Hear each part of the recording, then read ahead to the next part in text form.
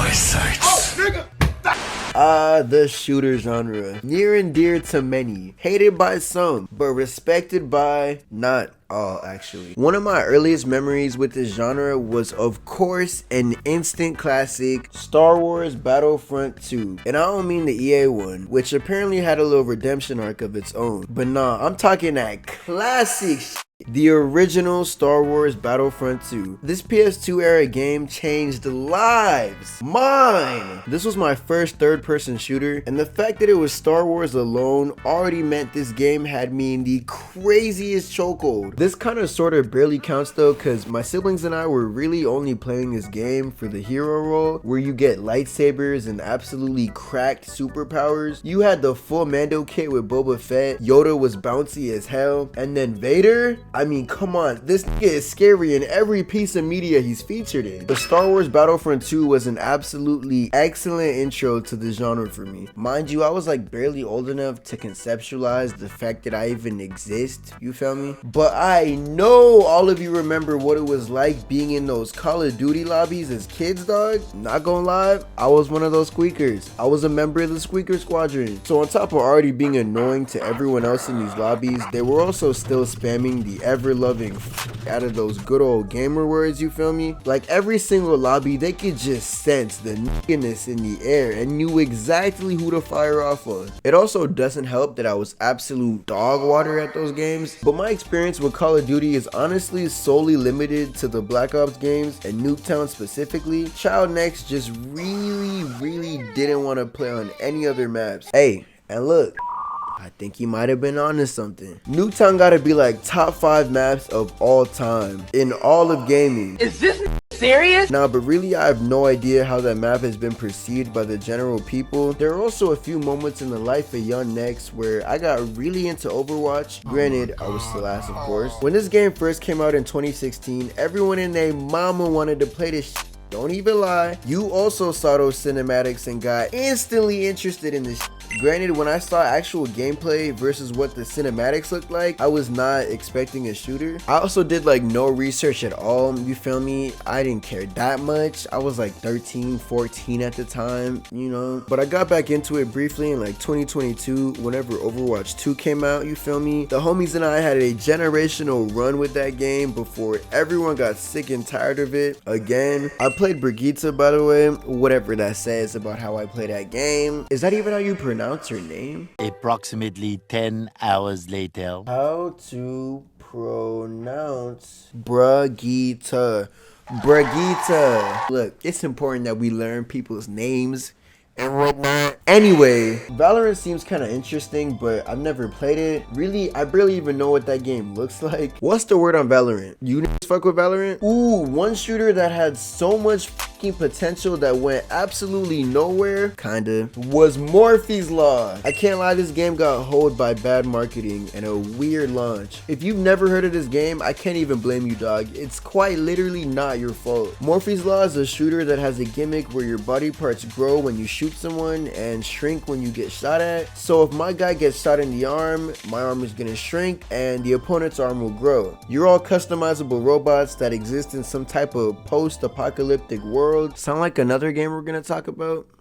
The one that's like the thumbnail of the video and the whole reason that I'm making this shit in the first place. But yeah, Morphe's Law was a big old ball of wasted potential. This gimmick was creative as hell and really never before seen, unless I'm wrong and someone else did it first. But the game not only shadow dropped, but it shadow dropped like 3 months after its actual advertised release date. Also, the only time I saw like anything about this game was in one Nintendo Direct, like damn near an entire year before the game's release. Also, the online in the game was kind of boo-boo ass cheeks, which sucked. Granted, I played it on Switch, so I don't know if that changes anything, but no one knew the game even came out, so the lobbies were dead as hell. I convinced the homies to get this game on launch with me, and damn near none of them were having a good time, and I couldn't even blame them. And like way later, they dropped a whole expansion that kind of fixed everything, but by that point it was too late, which really sucks because I was rooting for this game heavy when it was about to drop. Also, this game was indie as so I feel bad shitting on it like this, but really the idea was genuinely creative and this game was teeming with potential and creativity. But My favorite shooter of all time. Drum roll, please.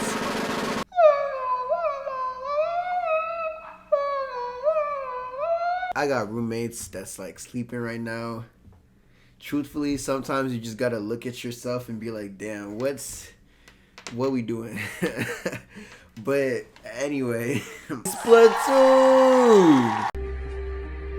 This might be a crazy take to some of you, maybe even most of you, but full transparency, I don't really play shooters like that. Also, let me explain first. Damn. Flashback to E3 2014. Back when E3 was still a thing, rest in peace and shit. This was the same time the Smash 4 hype train was going absolutely dummy crazy, and the general hype for Nintendo was reaching some high highs despite being in the Wii U era. But during this E3 event, Nintendo put out the wildest of wild cards. A new IP?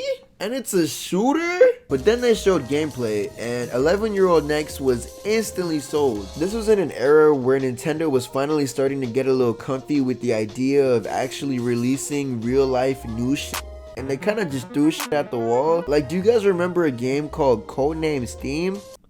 I didn't think so. Oh yeah, and also ARMS, another case of wasted potential. That slit could be a whole other video on its own, low-key. But anyway, flash forward to now, and here we are. This series is a mainstay of Nintendo. In fact, it's so popular now that they even got Sony out here making a clone of this shit. I think Splatoon is to shooters what Smash is to fighting games, which kind of makes it a super uphill battle when it comes to gaining respect as being part of the genre. But also, like, who the f cares, dog? Like, the game is fun and interesting, you feel me? Is that not enough? Maybe I'm just a strange, peculiar, unusual motherfucker, but I think Splatoon is hands down the most creative and interesting shooter out right now. I mean, literally just look at this. It's easily the most visually stylized, and the story mode is also good enough to stand on its own at this point in the series. Every game's final boss has been absolute peak, and the PvP is excellent too. There's a shitload of options in this game when it comes to weapons. You can rock out with the Twin Glocks, Big Draco, Mini Draco, the Oliver Queen, a f***ing bucket, a blade, a chainsaw, and many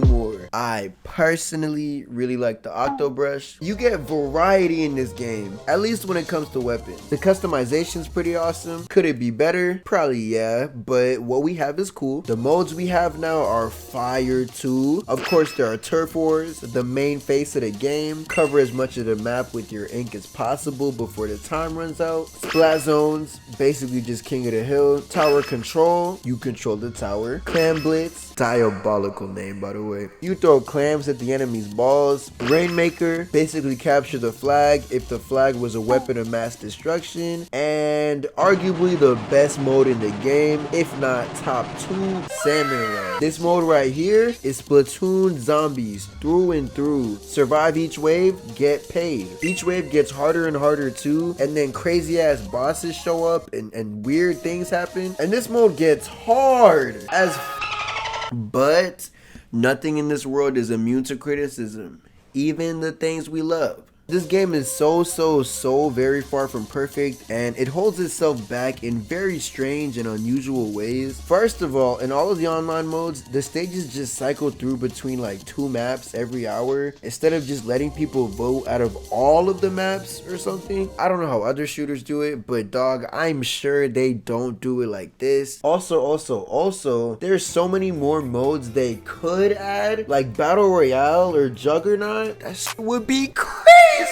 This one low-key hurts. They need better local multiplayer. Please add split screen. I remember Splatoon 1 having it and it being absolute ass. You were basically just stuck in a private lobby with just the 2 of you, and there wasn't really shit you could do. But instead of improving on it in the next games, them niggas just said f it and threw the whole concept out. And look, I know local multiplayer is becoming less common in a lot of genres of gaming, which kind of sucks ass. But dog, this could be so f***ing cool. This game's impact is still absolutely insane though, especially in Japan. This series got a whole ass manga, dog. What the f***?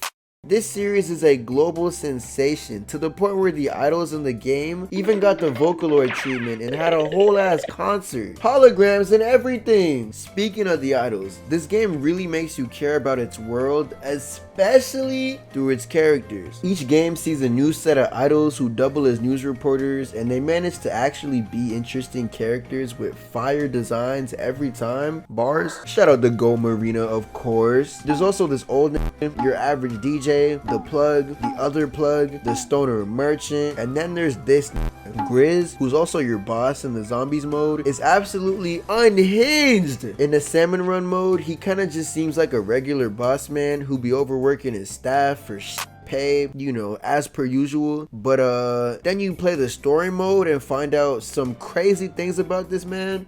Bear, he's also a bear. His whole company, the one you work for in the zombies mode, is a front for his actual plans of bringing back mammals from their mass extinction, which would also kill everybody else in the process. Oh yeah, this series takes place in a post-apocalyptic world that was destroyed in a flood or something. Centuries later, we have this new civilization of squid kids. Shit gets deep as dog, and I ain't even talk about the music of the series, and that's weird and awesome too. But anyway, yeah, there's a lot of shooters I missed because this genre is not really one I'm all that familiar with outside of my childhood, which is kind of ironic. But if there's anything good I should check out, definitely let it know. But shout out Splatoon. You just want to see my my sword? Here it is. If you know where this is from, you're a real you are a real only real niggas know where it's from. Am I allowed to draw this on YouTube? Like, is this a thing I'm allowed to do? Like, is this like TOS?